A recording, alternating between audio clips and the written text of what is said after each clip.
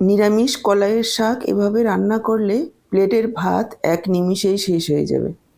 আজকে আরও একটা নতুন ধরনের শাকের রেসিপি নিয়ে হাজির হয়েছি। এটা গরম ভাতের সাথে খেতে অসাধারণ লাগে। একেবারে অল্প সময়ে অল্প উপকরণে ঝটপট তৈরি হয়ে যায়, রান্না করাও একেবারে সহজ। তো চলুন দেরি না করে রেসিপিটা দেখে নেওয়া যাক। নমস্কার বন্ধুরা, আহারে বাহার রান্নাঘরে আপনাদের সবাইকে অনেক অনেক স্বাগত। আজকে আমি তৈরি করব কলই শাকের দারুণ একটা রেসিপি। এটা গরম ভাতের সাথে খেতে ভীষণই ভালো লাগে। এখানে আমি 3 মুঠা কলই শাক নিয়েছি। বাজারে যেমন করে মুঠো করে বিক্রি করে সেভাবেই আমি 3 মুঠো নিয়েছি। আর শাকগুলোকে দেখুন এভাবে বেছে নিচ্ছি। শাকের মাথার দিকে যে নরম দিকটা রয়েছে সেটা এভাবে বেছে নিতে হবে। বাজারে যে মুঠো করে বিক্রি করে পুরোটাই রান্না করা যাবে না, কেননা গোড়ার দিকেরটা ভীষণই শক্ত থাকে, রান্না করলে শক্ত লাগবে, খেতে ভালো লাগবে না। এভাবে কচি কচি দেখে মাথার দিকটা এভাবে বেছে নিতে হবে। দর্শক বন্ধুরা, আজকের পুরো ভিডিওটা দেখে ভালো লাগলে অবশ্যই একটা লাইক করবেন, প্রচুর প্রচুর শেয়ার করবেন। আর আপনি নতুন বন্ধু হয়ে থাকলে চ্যানেলটাকে সাবস্ক্রাইব করে সাথেই থাকবেন। বেল বাটনটা অল করে দিলে আমার দেওয়া নিত্য নতুন রেসিপির আপডেট সবার আগে আপনাদের কাছে পৌঁছে যাবে। দেখুন, আমি শাকগুলোকে প্রথমে লম্বা শাকগুলোকে গোড়াটা এভাবে কেটে নিয়েছি, তারপর এভাবে মাথাগুলো ছিঁড়ে বেছে নিচ্ছি। দেখুন, শাকগুলোকে বেছে নিয়ে ধুয়ে নিয়ে চলে এসেছি। এবার শাকগুলোকে আমি এভাবে কুচিয়ে নেব। শাকগুলো ধোয়ার পর কিছু সময় একটু ঝুড়িতে রেখে দেবেন, যাতে করে জলটা ভালোভাবে ঝরে যায়। কেননা রান্নার সময় খুব বেশি সময় ধরে এই শাক রান্না করা যায় না, তাহলে টেস্টটা নষ্ট হয়ে যায় আর এর পুষ্টিগুণও নষ্ট হয়ে যায়। জল ঝরে গেলে ভালোভাবে শুকিয়ে যাবে, তারপর এভাবে কুচিয়ে নিয়ে রান্না করলে অল্প সময়ে রান্নাও হয়ে যাবে আর এর পুষ্টিগুণটাও একেবারে ঠিক থাকবে। দেখুন, কেটে নিয়েছি। এবার চলে যাচ্ছি মূল রান্নায়। গ্যাসে কড়াই বসিয়ে দিয়ে দিচ্ছি 2 চামচ সর্ষের তেল। আমি রান্নাটা সর্ষের তেলেই করব। এই রান্নাটা কিন্তু সর্ষের তেলেই বেশি ভালো লাগবে খেতে।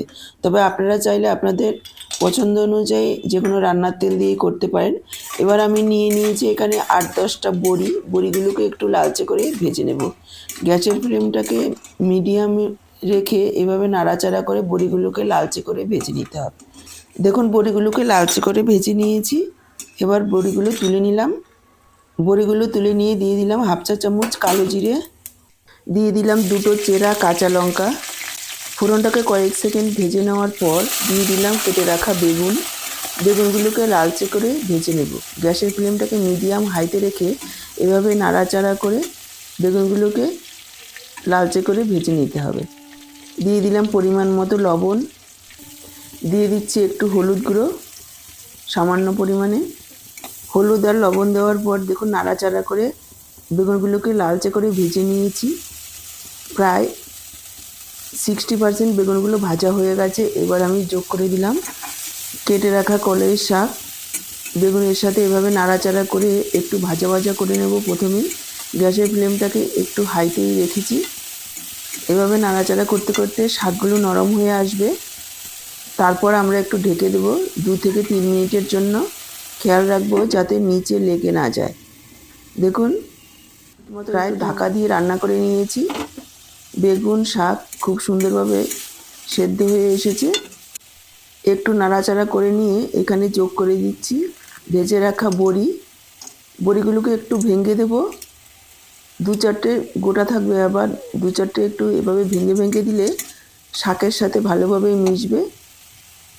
বড়িগুলোকে এভাবে মিশিয়ে নেব আর নাড়াচাড়া করে একটু ভাজা ভাজা করে নেব একসাথে। একটু নাড়াচাড়া করে নিয়ে আমি এখানে যোগ করে দিচ্ছি 1 চা চামচ গোবিন্দভোগ চালের গুঁড়ো।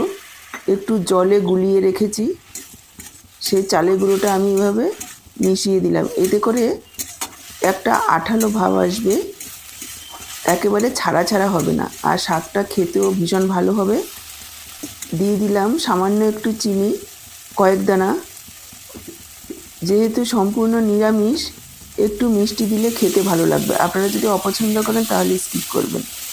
এবার আরও 2 মিনিট মতন এভাবে নাড়াচাড়া করে একটু ভাজা ভাজা করে নেব, যাতে জল চলে ভাবটা না থাকে। দেখুন, নাড়াচাড়া করে ভাজা ভাজা করে নিয়েছি। একেবারে তৈরি হয়ে গেছে আমাদের বেগুন দিয়ে কলাইয়ের শাক ভাজা। অসাধারণ খেতে হয় বন্ধুরা, একবার হলেও এভাবে বানিয়ে খেয়ে দেখবেন। গরম গরম ভাতের সাথে অপূর্ব লাগে খেতে।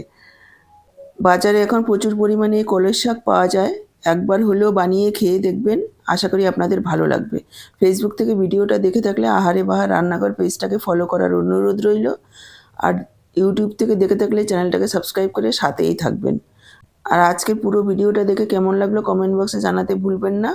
আজকে এই পর্যন্ত, আবার দেখা হবে নতুন কোনো রেসিপির সাথে। সবাই ভালো থাকবেন, সুস্থ থাকবেন। আপনাদের সব্বার সুস্থ থাকার শুভকামনা জানিয়ে এখানেই শেষ করছি।